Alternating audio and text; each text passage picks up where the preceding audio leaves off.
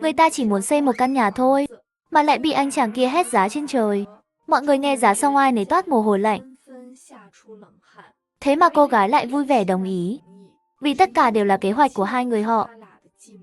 Vừa nãy tôi chỉ dọa mấy bạn tri thức đó thôi. Tôi đã bàn trước với ba người họ rồi. Bùn với cỏ thì chẳng bao giờ thiếu. Chẳng có gì cần tiêu tiền cả. Còn tiền công thì sao nhỉ? Mỗi ngày lo 2 bữa cơm là đủ rồi. Như vậy sao được chứ? Cơm là cơm, công là công mà. Không sao đâu, chúng tôi nghe gì cố kể cả rồi. Bảo tay nghề nấu ăn của cậu tuyệt lắm. Nếu lương thực không đủ, chúng tôi tự mang theo được mà. Tiểu Tô này, nghe họ đi. Dù sao mấy bạn này mùa thu hoạch xong cũng hay lông bông. Nhà ai cũng sợ họ chạy lung tung. Giờ có việc để làm. Ở làng kiếm miếng ăn cũng tốt lắm rồi.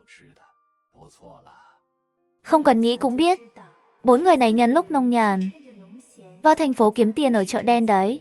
Nếu họ đã kiên quyết không lấy tiền, thì sau khi xong việc, mua chút quà tặng họ vậy.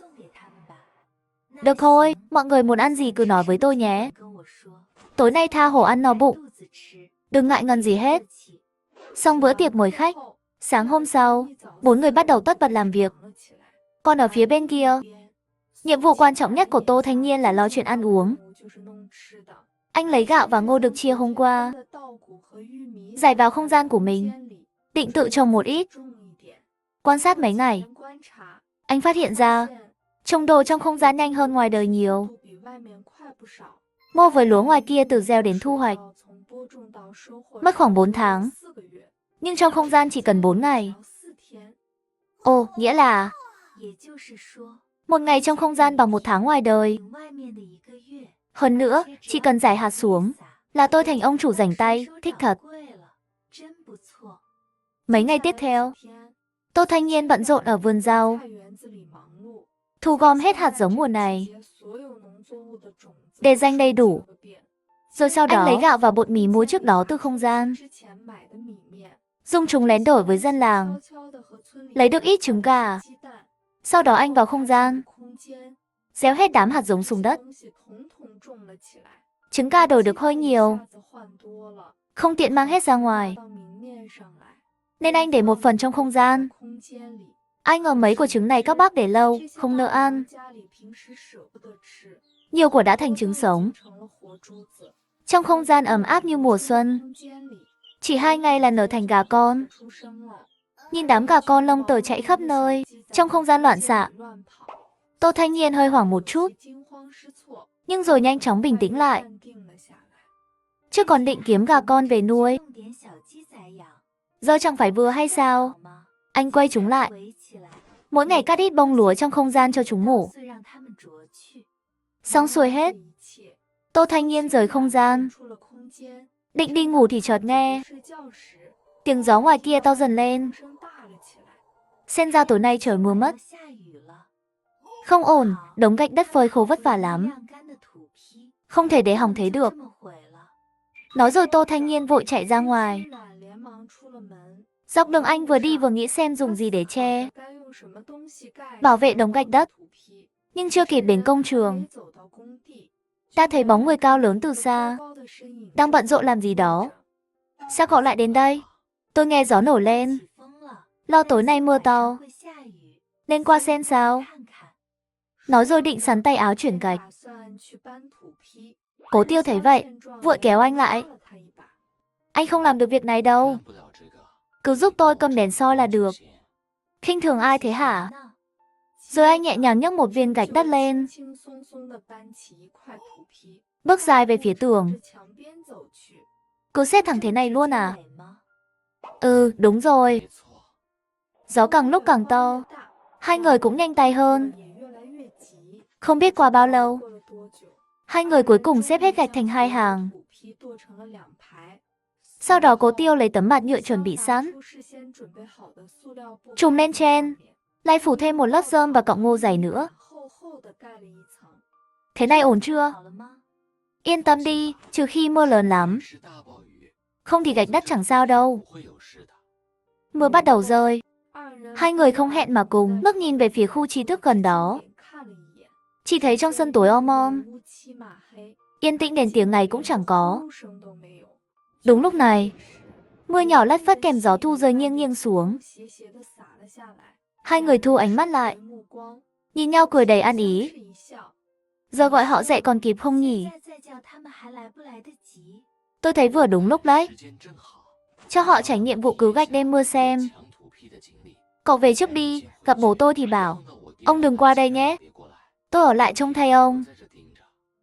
Tô Thanh Nhiên gật đầu, bước nhanh về nhà họ Cố.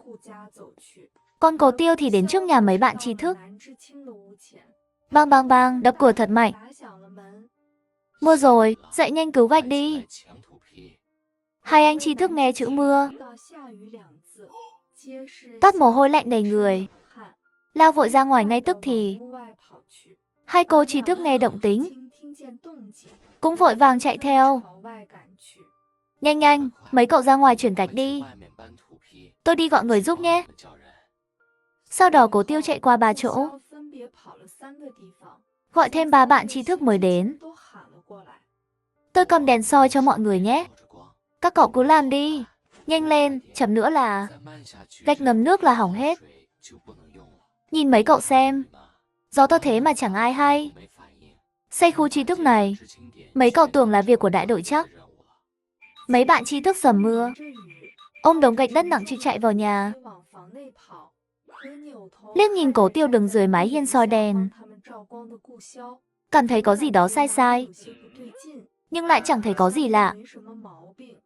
Phía bên kia, Tô Thanh Nhiên vừa đến đại viện, thì gặp ngay đại đội trưởng định ra ngoài. Đại đội trưởng, bác đừng đi nữa. Cố Tiêu đã đi gọi người cứu gạch rồi. Cố Tiêu đi rồi à? Đúng rồi, đi được một lúc rồi. Nó bảo tôi về nói với bác một tiếng. Thằng nhóc này lớn thật rồi, biết thương bố già này nữa. Vậy được, Tiểu Tô, cậu về phòng nghỉ đi nhé. Chuyện chuyển gạch cứ để tụi trẻ lo. Nói xong, đại đội trưởng quay vào nhà luôn. Còn Tô Thanh Nhiên thì vào bếp, đun một nồi canh gừng to, thêm vài giọt nước suối thần vào nữa. Sao cậu chưa ngủ vậy? Tôi nấu canh gừng cho cậu này. Uống nước nóng đi nhé. Tôi còn đun cả nước nóng. Tắm xong thì nghỉ ngơi luôn. Tôi về phòng đây. Cố Tiêu nhìn bóng anh khuất dần, hơi tiêu nghỉu một chút. Cậu tưởng tối nay cùng nhau chiến đấu, ít ra cũng thân thiết hơn chút chứ. Nhưng rồi cậu nghĩ lại ngay. Trong Tây Du Ký, Đường Tăng lấy kinh còn qua 81 kiếp nạn. Tôi thế này có là gì đâu. Đêm qua mưa không to lắm, nhưng 7 bạn tri thức lần đầu cứu gạch, chẳng có tí kinh nghiệm nào. Thế là làm hỏng mất mấy góc gạch đất, dùng chẳng nổi luôn. Đại đội trưởng và hai bác làm gạch nhìn họ, mặt đầy không vui. Tối qua trước khi đi tôi đã dặn các cậu, thấy trời hơi âm u, bảo trước khi ngủ che gạch lại. Sao không làm thế hả? Vì nhà là do đại đội xây, nên họ chẳng để tâm chút nào. Là tôi suy nghĩ chưa chu đáo. Tối qua trước khi ngủ còn thấy sao sáng, tưởng là không mưa đâu. Thật ngại quá. Phiền hai anh lớn rồi, lại giúp chúng tôi làm gạch lần nữa nhé. Lần này chúng tôi sẽ trông kỹ lắm. Nghe vậy, hai bác làm gạch lập tức không vui. Đại đội trưởng ơi, gạch là do họ làm hỏng, phải để họ tự làm lại cho đủ chứ. Đúng rồi, để họ tự chịu trách nhiệm đi. Sao bên anh tri thức tô gạch vẫn nguyên vẹn? Các cậu đâu cần như anh ấy, vừa nấu cơm vừa mang cơm, vậy mà trông gạch cũng không xong. Anh tri thức Tạ nói đúng lắm. Gạch hỏng là do các cậu, tự lo mà làm lại nhanh đi. Không hiểu thì hỏi nhiều vào. Đại đội trưởng ơi, tối qua chúng tôi dầm mưa cứu gạch. Không có công thì cũng có sức mà. Đồng chí Từ Kiều và đồng chí Lưu Khâm ở khu trí thức bị cảm sốt rồi. Hừ, hai người họ bị bệnh, thì mấy người không bệnh vẫn làm được chứ. Các cậu không làm đủ gạch, thì đừng hòng vào ở nhà này. Thấy đại đội trưởng nổi giận, mấy bạn tri thức vội gật đầu đồng ý ngay. Bên kia, Tô Thanh Nhiên rảnh rỗi, bắt đầu nhớ đến gia đình bên kia núi. Lần trước chia tay xong, không biết anh cả về nhà, nói gì với bố mẹ và chị dâu nhỉ? Cũng không biết bệnh của mẹ đỡ chưa nữa. Cố Tiêu thấy anh tâm trí rối bời, bèn thuận miệng nói một câu. Tối qua mưa một trận, nấm các kiểu chắc mọc nhiều rồi nhỉ? Đúng thật đấy, Tiểu Tô. Chúng ta cùng đi nhé. Dì Cố ơi, cháu cũng muốn theo mọi người vào núi. Cháu chưa hái nấm bao giờ đâu. Nam Tinh à, mưa vừa xong. Đường núi trơn trượt lắm. Cháu ở nhà thôi nhé. Không sao đâu, dẫn Nam Tinh theo đi. Tôi cũng đi cùng mọi người. Hôm nay chắc nhiều người lên núi lắm. Biết đâu tôi còn giúp anh trông chừng được. Tô Thanh Nhiên nghe giải ý ngoài lời của Cố Tiêu, liền vui vẻ gật đầu ngay.